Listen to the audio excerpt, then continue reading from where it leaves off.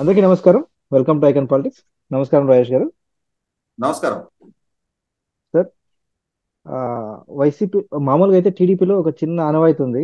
అది అన్నిసార్లు కాదు కానీ టీడీపీలో రాజ్యసభ ఎంపీలు వాళ్ళ కాలపరిమితి అయిపోయిన తర్వాత చాలా వరకు ఆ పార్టీ మారుతారు, లేదా ఆ పార్టీకి దూరం అయిపోతారు. కొంతమంది ఎక్సెప్షన్ అనుకోండి. బట్ చాలా మంది అలాగే జరిగింది ఇంతకుముందంతా. వెరైటీగా ఈసారి వైసీపీలో ఆ ట్రెండ్ కనిపిస్తుంది. అది రాజ్యసభ కాదు, లోక్సభ. సిట్టింగ్ ఎంపీలు మాక్సిమం అందరూ దూరం అవుతున్నారు. రాయలసీమలో ఇంకా ఎంపీలు ఏం చెప్పట్లేదు కానీ బట్ బయట మాత్రం ఎంపీలందరూ ఒక్కొక్కరు చేయి జారిపోతూ ఉన్నారు. ముఖ్యంగా నెల్లూరు జిల్లా, ప్రకాశం జిల్లా ఇక్కడ పూర్తిగా జారిపోయారు. ఆ, ఏంటి ఈ ట్రెండ్ చూస్తుంటే ఎలా ఉంది? వాళ్ళకి సీట్లు ఇస్తామన్నా కూడా కొంత సీట్లు ఇస్తామన్న వాళ్ళేమో నోనో అని చెప్పేసి జంప్ అయిపోతున్నారు, ఫోన్ స్విచ్ ఆఫ్ చేసుకుంటున్నారు. ప్రజెంట్ చూసిన సిట్టింగ్ ఎంపీలు మాత్రం ఇంకా దూరం అయిపోతున్నారు, మాకు మళ్ళీ సీట్ వద్దంటున్నారు, లేదా వాళ్ళకి సీట్ ఇవ్వట్లేదు. ఇలా జరుగుతుంది. ఈ రాజకీయం ఎంత దూరం వెళ్తుంది? భవిష్యత్తులో వైసీపీకి ఎంపీ అభ్యర్థులు దొరకబోతారా లేదా? మీ విశ్లేషణ చెప్పండి సార్. అంటే వాస్తవంగా 2019లో మాకు అద్భుతమైన ప్రజాదరణ ఉంది అని చెప్పుకున్న సందర్భంలో కూడా వైసీపీ పార్టీకి ఎంపీ అభ్యర్థుల కొరత ఉంది. కొరత ఉంది కాబట్టి తెలుగుదేశం పార్టీ అభ్యర్థులుగా అప్పటి వరకు చలామణైన రఘురామకృష్ణరాజు గారిని, ఆతాల ప్రభాకర్ రెడ్డి గారిని, మాగుంట శ్రీనివాసరెడ్డి గారి వంటి వాళ్ళని, వేమిరెడ్డి ప్రభాకర్ రెడ్డి గారి వంటి వాళ్ళని తెలుగుదేశం పార్టీ నుంచే చివరి నిమిషంలో ఫిరాయింపు చేసుకున్నారు. ఫిరాయింపు చేసుకుని వాళ్ళని ఎంపీలుగా గెలిపించుకోవడం జరిగింది.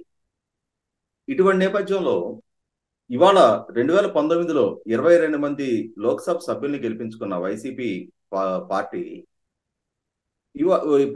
5 సంవత్సరాల టెన్యూర్ పూర్తవుతుండగా మళ్ళీ తిరిగి అభ్యర్థిత్వాల ఖరారు దగ్గరికి వచ్చేటప్పటికి ఆ పార్టీ నుంచి నెగ్గిన పార్లమెంట్ సభ్యుల్లో వైఎస్ అవినాష్ రెడ్డి, పెద్దిరెడ్డి మిథున్ రెడ్డి వీళ్ళిద్దరు తప్పించి మిగిలిన ఏ పార్లమెంటు సభ్యుడి అభ్యర్థిత్వాన్ని ఖరారు చేయని నేపథ్యం. వాళ్ళని వీలైతే ఎమ్మెల్యేలుగా వెళ్ళమని చెప్పటం, ఎమ్మెల్యేలను ఎంపీ అభ్యర్థులుగా ప్రకటిస్తూ ఉంటాం, కొంతమందికి అభ్యర్థిత్వం నిరాకరిస్తూ ఉంటాం నేపథ్యంలో ఆ పార్టీలో అంతర్గతంగా ఒక సంక్షోభం చెలరేగింది. ఆ చెలరేగిన నేపథ్యంలో మీరు గమనించుకుంటే చిత్తూరు జిల్లాలో సచ్చివేడు ఎమ్మెల్యేగా ఉన్న ఆదిమూలం గారిని తిరుపతి ఎంపీ అభ్యర్థిగా, తిరుపతి ఎంపీగా ఉన్న గురుమూర్తి గారిని సచ్చివేడు ఎమ్మెల్యే అభ్యర్థిగా ప్రకటించిన తీరు చూసాం మనం. దీంతో అక్కడ ఆదిమూలం గారు ఎదురు తిరగటం, మీడియాలోకి వచ్చి మాట్లాడటం, నారా లోకేష్ గారిని కలవటం, చివరికి నాలుగు ఖర్చుకొని మళ్ళీ అదే గురుమూర్తి గారిని తిరుపతి పార్లమెంట్ అభ్యర్థిగా ప్రకటన చేయడం చూసాం. ప్రస్తుతం సిట్టింగ్ ఎంపీ అయిన తర్వాత చిత్తూరు ఎంపీ రెడ్డెప్ప, ఆయన్ని గంగాధర్ నెల్లూరు, అంటే ఇప్పుడు ఉప ముఖ్యమంత్రి నారాయణ స్వామి గారు ప్రాతినిధ్యం వహిస్తున్న గంగాధర్ నెల్లూరుకి ఆయన్ని అభ్యర్థిగా ప్రకటించడం.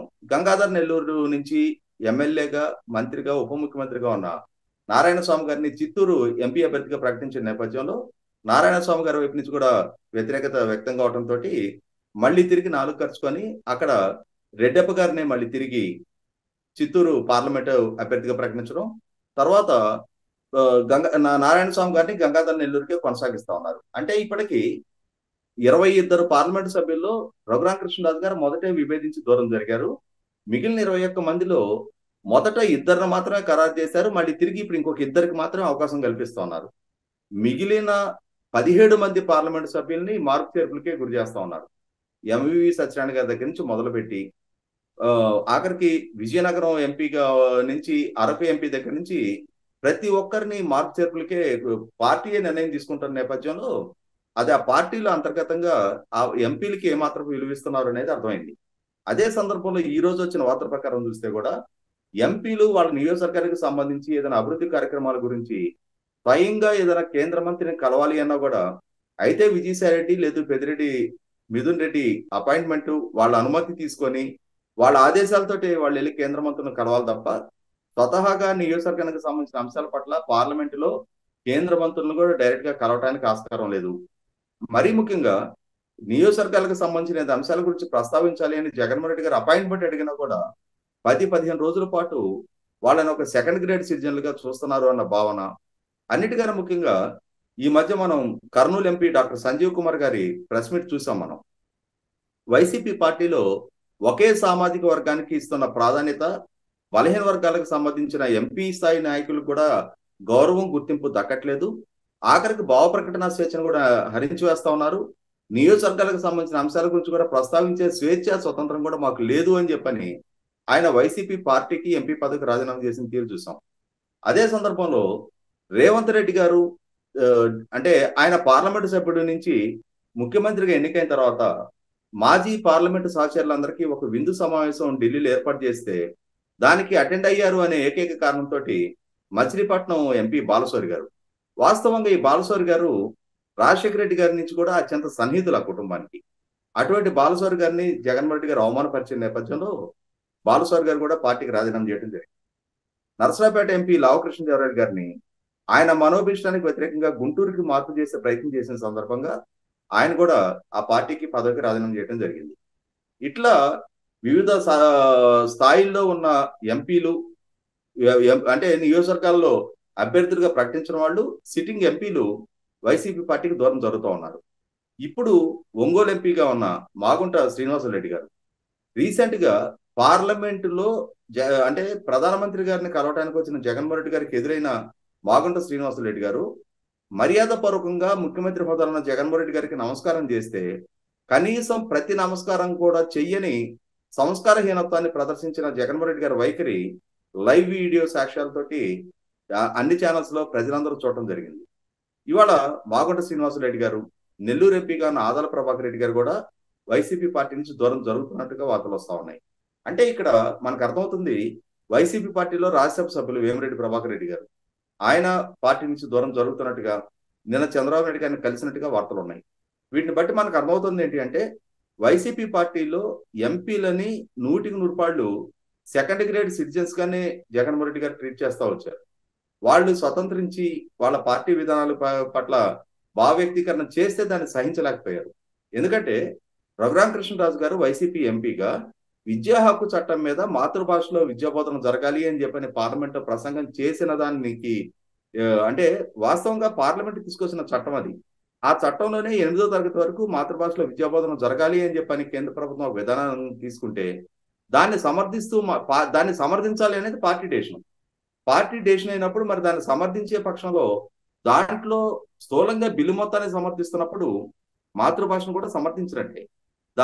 దాన్ని సమర్థిస్తూ ఆయన చేసిన ప్రసంగం సాకుగా రఘురామకృష్ణరాజు గారిని ఎన్ని వేధింపులకు గురి చేసింది, అవమానాలకు గురి చేసింది. చివరికి 4.5 సంవత్సరాలుగా ఆయన పార్టీ నుంచి దూరం అయ్యి ఇవాళ ఆయన మీద పోలీసు కేసులు పెట్టి కస్టోడియల్ టార్చర్కు గురి చేసిన తీరు కూడా చూసాం మనం. ఇవి చూసిన తర్వాత వైసీపీ పార్టీ మిగిలిన ఎంపీలు కూడా అర్థమైంది ఏంటంటే స్వతంత్రించి వాళ్ళ ఐడియాలజీని కనుక పార్లమెంట్ లో ప్రస్తావించిన పక్షంలో వాళ్ళు సొంత పరిజ్ఞానాన్ని ప్రదర్శించిన పక్షంలో జగన్మోహన్ రెడ్డి గారు దాన్ని జీర్ణించుకోలేరు.